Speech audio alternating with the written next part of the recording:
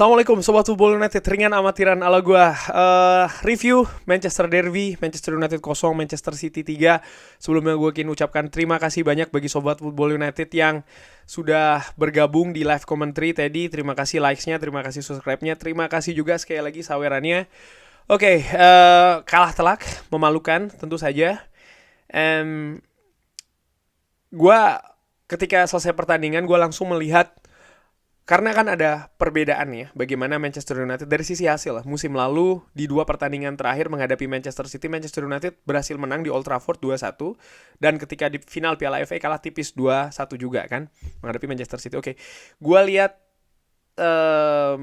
komposisi permainan, dimana ketika Manchester United musim lalu menang menghadapi Manchester City 2-1, ada gol dari Marcus Rashford tentu saja, dan siapa yang menempati lini tengah dan juga lini belakang. Di situ Erik ten Hag menurunkan Fred dan juga Casemiro, memainkan Bruno Fernandes di sayap kanan, sama seperti musim ini, sama pertandingan tadi. Christian Eriksen juga dimainkan di posisi nomor 10, sama seperti partai tadi. Christian Eriksen juga dimainkan. Hanya saja perbedaan terjadi di lini belakang. Bagaimana ada Aaron Wan-Bissaka yang bermain di kanan, lalu juga Tyrell Malacia yang bermain di kiri, dan tentu saja sektor pivot di mana Fred berduet dengan Casemiro, dan mereka berdua bermain luar biasa. Ketika Manchester United kalah menghadapi Manchester City di Piala FA, gue melihat siapa pemain yang diturunkan oleh Erik ten Hag. Ada beberapa kesamaan. Bruno Fernandes sama bermain di kanan. Christian Eriksen bermain juga di posisi nomor 10. Lalu di posisi pivot sama juga Casemiro berduet dengan Fred. Di kanan ada Aaron Wan-Bissaka, di kiri ada Luke Shaw, di duet back tengah ada Victor Lindelof dan juga Rafael Varane. Nah, dari situ gue melihat bagaimana situasi lini belakang. Ada kesamaan di mana Rafael Varane sama-sama diturunkan di musim lalu ya ketika menghadapi Manchester City. Aaron Wan-Bissaka juga demikian. Sementara posisi pivot ada Casemiro dan juga Fred. Ini hal yang berbeda di pertandingan tadi, di mana Christian Eriksen bermain, Bruno Fernandes juga bermain, Rashford bermain, tapi di lini belakang nih Harry Maguire berduet dengan Johnny Evans. Sementara Rafael Varane sebenarnya ada, tapi tidak dimainkan, di bangku cadangkan. Dari situ gue melihat nampaknya memang Erik ten Hag sebelum pertandingan mengatakan memang ada alasan taktik ya, bukan karena cedera atau seperti apa. Dari situ gue menilai ya memang ada penilaian kurang terhadap seorang Rafael Varane, mungkin dari kondisinya, mungkin dari beberapa penampilan terakhir, sehingga seorang Johnny Evans, pemain yang didatangkan secara gratisan, yang tadinya dia hanya latihan ya di Manchester United, tapi diberi kesempatan untuk bermain di derby menghadapi Manchester City, mungkin tim yang terbaik ya, terlihat dari bagaimana gelar yang mereka dapatkan musim lalu, treble, luar biasa. Tapi Johnny Evans yang dimainkan di sini menurut gue menimbulkan tanda tanya besar secara ringan amatiran. Gue menilai ya inilah kualitas dari lini belakang Manchester United, di mana Harry Maguire menurut gue tampil oke ya di pertandingan tadi, tapi Johnny Evans tidak tampil bagus. Tapi Manchester United di sisi lain tidak punya pilihan yang ya mungkin pilihannya seorang siapa tadi, Rafael Varane, tapi tidak dipercaya karena mungkin juga ada pertimbangan teknis, pertimbangan taktis ya, sehingga seorang Johnny Evans yang diturunkan. Dan situasi bek kiri, tidak menampilkan bek kiri murni. Di 2 pertandingan terakhir musim lalu ketika menghadapi Manchester City, Luke Shaw dimainkan di kemenangan 2-1, sempat bermain Tyrell Malacia, artinya ada bek kiri murni yang bermain di sana. Pun ketika kalah di Piala FA, bek kiri dan juga bek kanan murni. Pertandingan tadi Victor Lindelof yang dimainkan. Jadi gua melihat memang dari sisi komposisi pemain belakang saja ini sudah ada kekurangan dalam tanda kutip. Dan di preview gue sebutkan kalau lini belakang Manchester United ini sangat penting untuk bisa tampil solid. Dan dengan situasi tadi, komposisi tadi yang menurut gue secara ringan amatiran compang-camping, ya ini menimbulkan tantangan yang besar bagi seorang Erik ten Hag dan juga permainan Manchester United di atas lapangan. Lalu kita berbicara soal masalah pivot, di mana Amrabat bermain dengan Christian Eriksen, Scott McTominay didorong di depan. Ini juga gue melihat Christian Eriksen yang memang dipilih dimainkan di lini tengah tentu saja dengan harapan memberikan kualitas umpan yang bagus ya. Menurut gue di pertandingan tadi tidak tampil seperti yang diinginkan.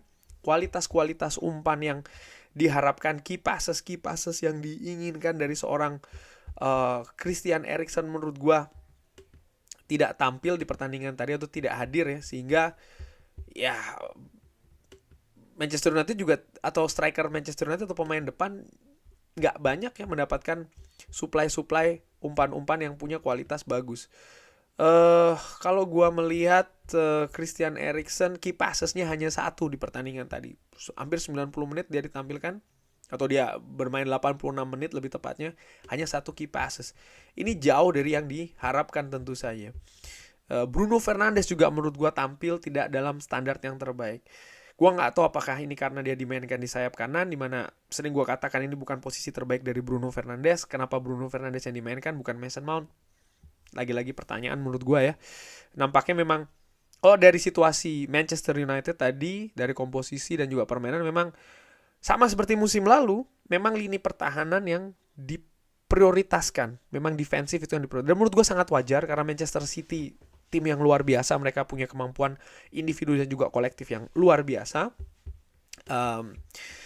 Jalannya pertandingan tadi kalau gue lihat, gue review di 10 menit awal, Manchester United sebenarnya tampil bagus, bahkan memiliki beberapa momentum. Hanya saja, ini satu pemain lagi ya, Rasmus Højlund, pemain muda ini yang mengalami atau menjalani Manchester Derby untuk pertama kali, ternyata tampil gak bagus kalau menurut gue. Banyak salah keputusan, kualitas umpannya juga tidak bagus, kualitas apa ya, ada beberapa peluang lah dari Sobat Football United kalau perhatikan ya, dari Rasmus Højlund. Mungkin yang melihat highlights ataupun reply bisa lihat terutama di 10 menit awal, di mana momentum itu sebenarnya ada bagi Manchester United, tapi sayang tidak bisa dimanfaatkan. Dan ya Manchester United tinggal dulu karena penalti itu juga sesuatu yang menurut gue apa ya, Manchester United tadi kan sebenarnya tuh bertahan dengan cukup bagus sebelum penalti itu terjadi. Memang ada satu atau 2 peluang menurut gue dari Manchester City, tapi selebihnya Manchester City sebenarnya kesulitan untuk masuk daerah pertahanan Manchester United. Manchester United cukup disiplin. Di samping juga Andre Onana tampil bagus di pertandingan tadi. Tapi situasi penalti itu di pertandingan sebesar ini, di pertandingan setinggi gengsinya ya, Derby of Manchester, ini merubah banyak hal. 0-1 penalti Haaland. Dan setelahnya di akhir babak pertama Manchester United berusaha untuk menyamakan kedudukan. Ada satu momentum yang bagus menurut gue, dari diawali umpan brilian Marcus Rashford kepada Scott McTominay. Sayang tidak bisa dimanfaatkan, masih bisa ditipis bolanya ya. Dan di awal babak kedua ada pergantian pemain, di sana Sofyan Amrabat yang ditarik. Dan kenapa Sofyan Amrabat ditarik? Karena ada, kalau menurut gue ya, karena dia sudah mendapatkan kartu kuning di babak pertama. Yang menjadi pertanyaan gue adalah kartu kuning yang didapatkan. Karena ada situasi mungkin perdebatan dengan Foden, yang menurut gue kalau lihat dari tayangan ulangnya ya gue mempertanyakan betul kenapa Sofyan Amrabat mendapatkan kartu kuning. Sofyan Amrabat tadi di babak pertama menurut gue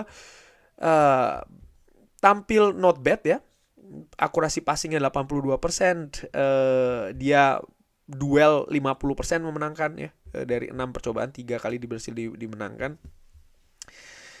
Dan kalau gue lihat musim lalu kita ada Fred, ada Casemiro. Di musim ini Casemiro tidak bermain, Fred tentu saja tidak lagi berada di Manchester United. Besar harapan gue dengan seorang Sofyan Amrabat. Tapi dengan situasi kartu kuning yang sudah didapatkan, ini sangat riskan sekali, dan ditarik digantikan oleh pemain lain, oleh Mason Mount di babak kedua. Dan ya ada harga di mana memainkan Christian Eriksen dan juga Scott McTominay di pivot, di mana kedua pemain ini menurut gue tidak punya kemampuan defensif yang bagus ya, dengan pemain lain contohnya dibandingkan dengan Sofyan Amrabat itu sendiri, ataupun juga dengan Casemiro contohnya.